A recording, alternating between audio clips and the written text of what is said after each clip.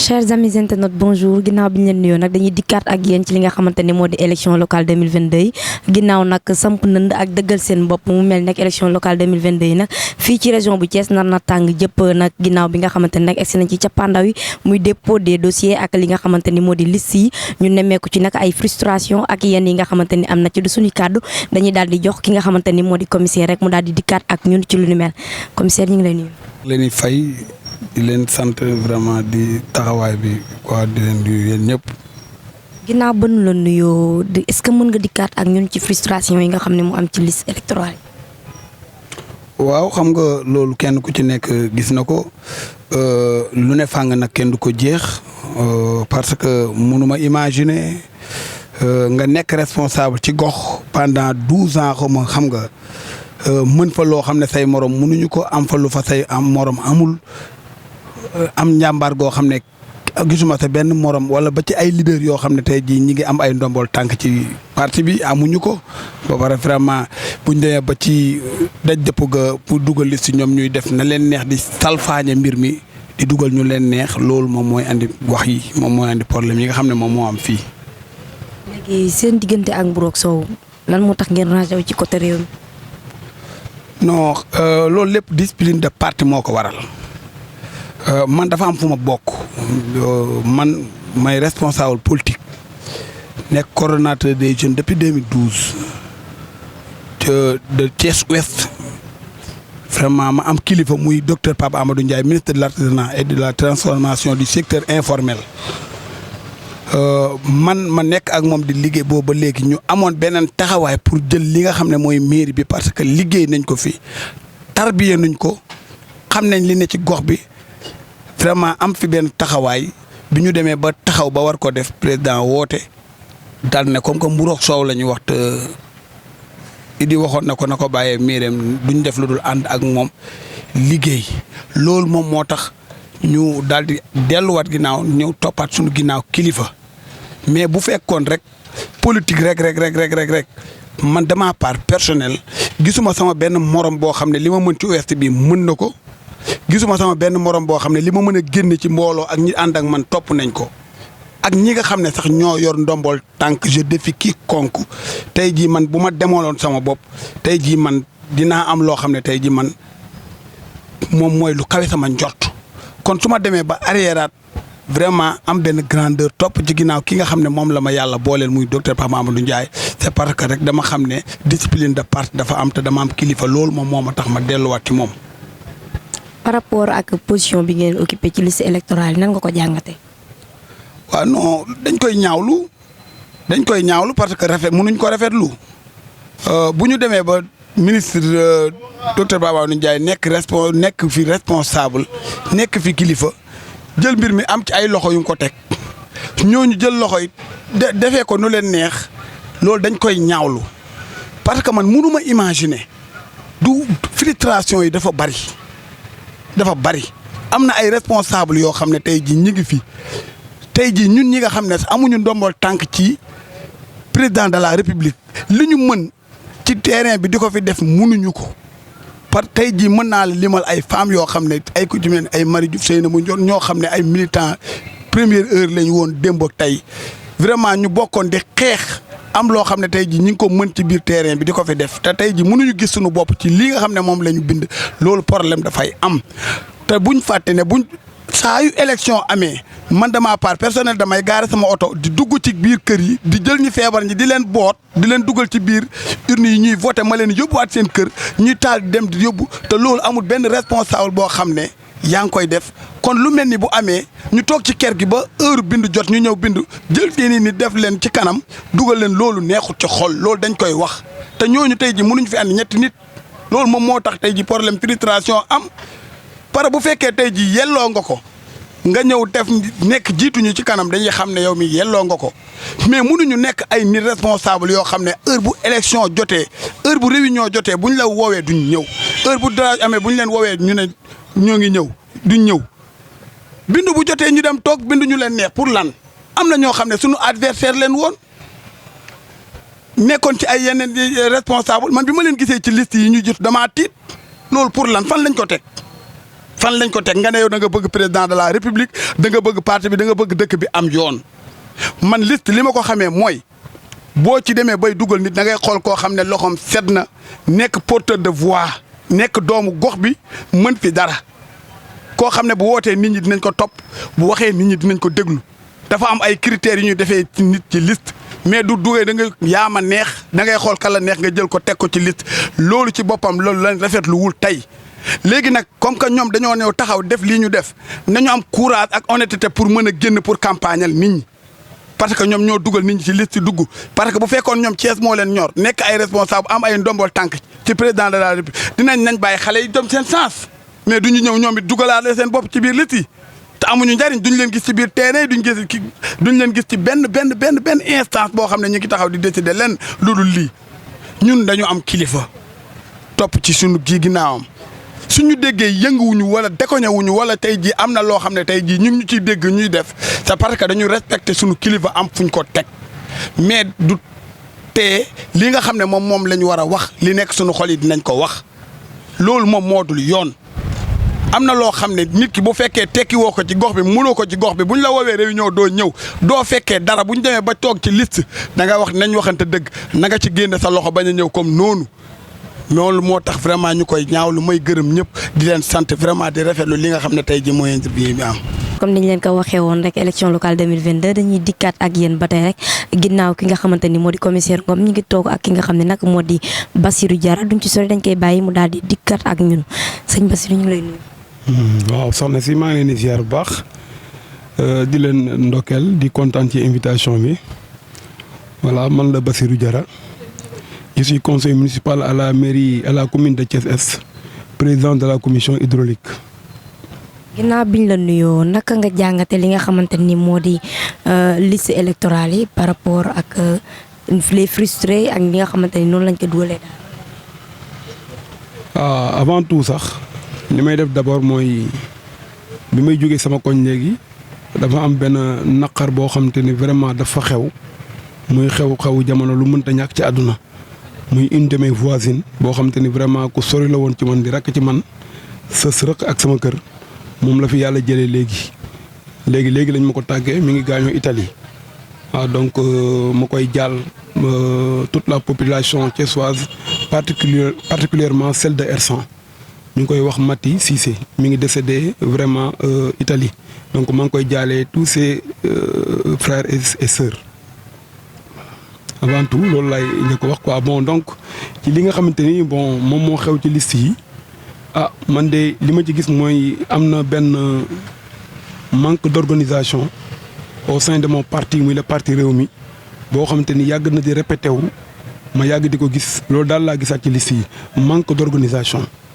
waaw loolu daal vraiment mooy remarque bi nga xamante ni def naa ko d'abord ci loolu laa ciy waxagum daal voilà. manque d'organisation la wala parparloo. bon parparloo parce que ku bëgg parparloo il faut nga jéem a désorganiser waaw loolu moo fa nekk moom moo tax ñu di indi ay désordre parparloo rek moo ci nekk waaw parparloo bu rëy a rëy moom moo ci nekk boo xamante ni vraiment kenn xamul lan la c'est catastrophique vraiment man de sincèrement parler bi ma dalee politique ak léegi su ma juumul war na def ay 27 ans ndax au PDS laa nekkoon boobu maa ngi nekk xale soxla gu ma woon dara aw moon benn ambition politique mais bi nga xamee dem nañu ba en 2004 le président Idrissa Seck am problème ak le PDS ak le président Ablaye Wade ma bokkoon ci les jeunes yi nga xamante ni ñu ñëw jógoon takku ba dëgër pour ñëw soutenir le président Idrissa Seck ci combat boobu parce que xamoon jàppoon nañ ne ci jamono yooyu dañ ko tooñ comme dañ ko tooñ te man vraiment bëgguma di gis nit ku ñu tooñ loolu moo taxoon ma jug def sacrifice boobu amaguma liggéey amaguma dara maa ngi nekk xale mais ma bàyyi lépp lu ma bëggoon lépp lu ma waroon am PDS privilège bu nekk moon naa ko fa am ma teg lépp coow pour ñëw soutenir le président Idrissa Seck mais aujourd'hui su fekkee am naa lu may wax mooy sincèrement parler encore une fois maa ngi regretter li ma doon ànd ak le président Idrissa Seck depuis plus de 20 ans déjà maa ngi koy vraiment regretter. en tant que conseiller lan moo tax sa tur nekkul ci liste yi. lu tax sama tur nekkul ci liste yi mooy manque d'organisation bi ma la waxoon sànq ak parparloo bi nekk ci parti bi parce que sunu parti muy la Rewmi dafa am des enfants gâtés des fils à papa et des filles à papa yoo xam ne dañu nekk ci parti bi duñu liggéey dara dañuy xëy rek suba solu ba set di taxawaalu ci kër responsable yi di lambaree dem ak dikk nga xam te ne lépp lu ñëw ci parti bi rek ñu jël ko jox leen ko mais parti bi su fekkoon am na organisation ku mel na man mi nga xam ne je suis un responsable bi may formé sama secteur pour nekk responsable dama jaay plus de 200 cartes en une semaine suñ ma gënoon may temps sax mu gën a yokk foofu mais en une semaine jaay naa plus de 200 cartes pour être responsable te da am na dans le passé loo xam te ne xewoon na lu jëm ci man mii moo tax ma am sañ-sañ tey wax lii parti bi daal encore une fois man daal kontaanuma ci yi nga xamante ni moom la ñu doxalee amul benn organisation man en tant que responsable nga xamante ni responsable laa ci parti bi amul dara loo xamante ni yëg naa ko ci investiture jaxasoo boo xam ne kenn xamul lan la kenn def lu la neex rek moo ci nekk xëy rek xool ñu la neex bind ci liste dem yóbbu waaw loolu daal moo fi am moom vraiment. lay jaajëfal bu baax votre dernier mot. waaw sama dernier mot madame mooy sincèrement parler boo xoolee en 2004 en 2009 defoon nañ ma lu mel nii ba le président Idrissa Seck beaucoup de responsables ici à Thiès dem seeti ko këram ne ko jarade wax dëgg yàlla moom moo représenté woon zone am fii ci commission d'investiture yi liggéey na fi liggéey boo xam te ni liggéey bu vraiment bu am solo mais ñun lu ñu dégg mooy dañ ko mujjee lésé te li ko waral du kenn ku dul Yankhoba Diattara moo il est en train vraiment de détruire notre parti Yankhoba Diattara c'est mon frère nag mais wax dëgg bu jotee dama koy wax mi ngi yàq suñu parti parce que moom du waxtaan ak nit ñi day xëy rek di jël ay décisions yu ko neex ay faux type ñooy ñëw ci moom nu ñu ko wax rek mu ne loolu la du noonu la ñuy yore un parti dafa war a am organisation un grand parti comme le Rewmi vraiment waroon na mën a dépasser yi nga xamante ne ci la frustration yi am tey jii mais c'est catastrophique dégâts yi sax yéen xamu leen ko parce que du man dong y en a des gens yoo xam tey bu ngeen leen woon tey wax leen lu raw man li may wax la ñuy wax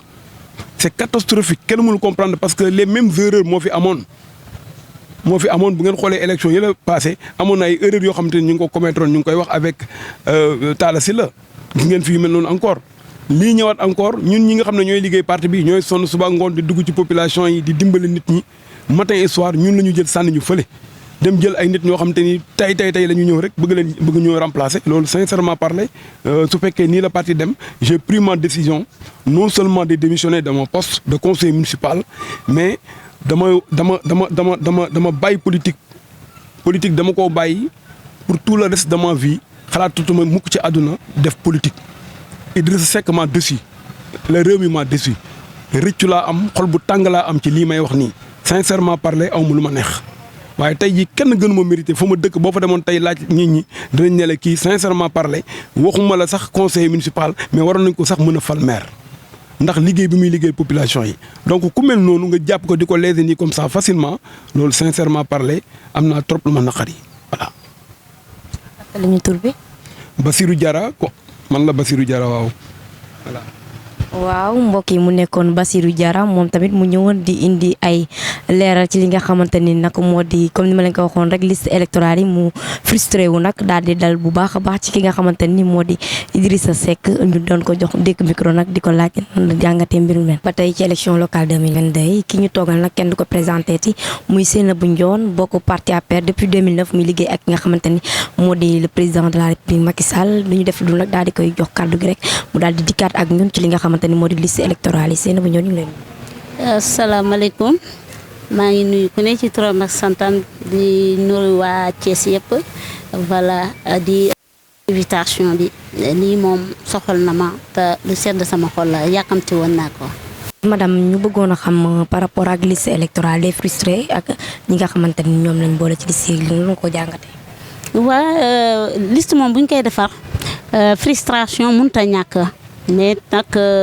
toujours bu ñuy defar liste nañu tenir compte ci les porteurs de voix parce que dëkk bi liggéey la laaj te pour ñu liggéey que foo ñu jël ña nga xam ne ñoo mën a occuper yenn postes yi ñu leen fay teg liste yi bu ñu koy defar war nañu xool exactement ñan lañ fa war a teg nañu xool ña nga xam ne dinañu liggéeyal réew mi dinañu liggéeyal seen gox te am nañu base dinañu déglu askan bi te dinañ dem ci askan bi ñooñu ñoo jar a def ci liste yi. Vraiment. En tant que militante d'APR lan moo tax figuré woo ci liste yi ak ànd bu yàgg bi nga ànd ak nga xam moo di président de la République. waaw man ci sama principe damay wax ne yàlla suñu borom xëj na moo ma boolewul ci liste yi vraiment du kenn ka nga xam ne jël na téléphone am woo ma na ma Seynabou Dione indil sa photocopie carte d'identité wala laaj ma leneen déedéet te man yàgg naa ci parti bi depuis 2009 maa ngi fii vraiment di liggéey nag bokk ci les responsables yi fi ne liggéey parti bi nag ba ñëpp xam ko mais nag yàlla dafa def ren ji bi ñuy defar liste yi du kenn au niveau de la zone ouest bi ma dëkk ku yëkkati téléphone am woo ma ne ma Seynabou Dione indi sa photocopie carte d'identité ñu dugal ci liste ba ma toogee dégguma leen tamit ma jël lépp teg ko ci loxo suñu borom man a xaj na moo ma xañ mais du doomu aadama ba ma demee nag ba guddi Siré Dia DG Siré Dia woo na ma ne ma naa ko jox sama photocopie carte d'identité pour mu dugal ma ci liste départementale bi man nag yónnee naa sama photocopie carte d'identité ndax man sama carte d'identité maa ngi ko amee police voilà xam nga boo amee police ak carte d'identité yooyu doo mën a voter mais dem naa inscrire ci liste électorale yi ba ñu jox ma récépissé waaw def naa tamit laajte naa ndax lii dina papier yooyu ma yore ndax mën naa cee bokk ci liste yi ñu confirmer na ma mën naa cee bokk parce que on peut être conseiller sans être électeur vraiment te man inscrire lu naa ci liste électorale te defe naa su dee mën naa voter ji fal conseiller defe naa war naa mën a nekk conseil mais ba ñu demee dañoo rejeté sama papier sama dossier ne ma mënul nekk bi ma waxee tam ma sant suñu borom mais par la suite envoyé nit ci man ne ma mënoon nga dugg mais ñoom ñoo bëggul dugg te ñama ko wax seen ñooñ lañ tax nee nañu ci liste yi jël nañu sax ka nga xam ne extrait la am ku ñi jël ka nga xam ne extrait la am ñu dugal ko ci liste yi man sama carte d'identité la am ba pare liste inscrire ci liste électorale tey jii conseillère bi fi mu mënta nekk man dama lay voter mi ngi noonu mbir maa ngi noonu nag man nag mbir mi dama ko teg ci loxo suñu borom man doomu aadama mënu ma xëy na suñu borom moo ma ci boolewul mais daal maa ngi ci parti bi tey ba suba man Macky Sall la ma ñor point bas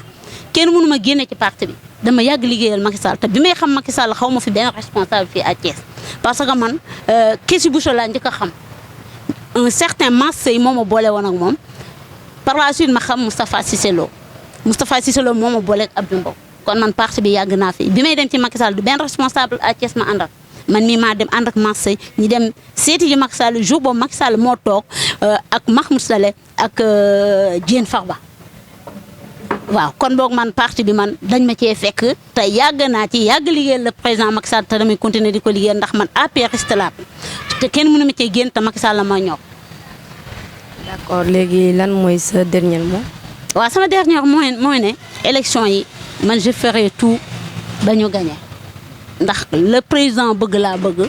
nekk naa ci liste bi nekkuma ci liste bi dinaa campagne te dinaa voté ji te ku ma déggal ku ne frustré waru am na ngeen xool ci le président Macky Sall tey bu fi nekkoon dina xam ay nit yu mu wax a jël kuñ ci xañ ku ne jëlee lépp teg ko ci loxo suñu borom peut-être suñu borom am na leneen lu mën a dencal nañ ko sante yàlla rek te liggéey li ñu war a liggéey lépp dina baax incha allah. waaw mbokki mu nekkoon ki nga xamante ni moo di Seynabou Dione di responsable politique APR nekk ku yàgg a liggéey ak ki nga xamante ni moo di président Macky Sall donte nag tabbuñu ko donte boolewuñ ko ci liste yi nag muy dëggal boppam tey xam na ne nag ba tey mi ngi ànd ak ki nga xamante ni moo di président de la République.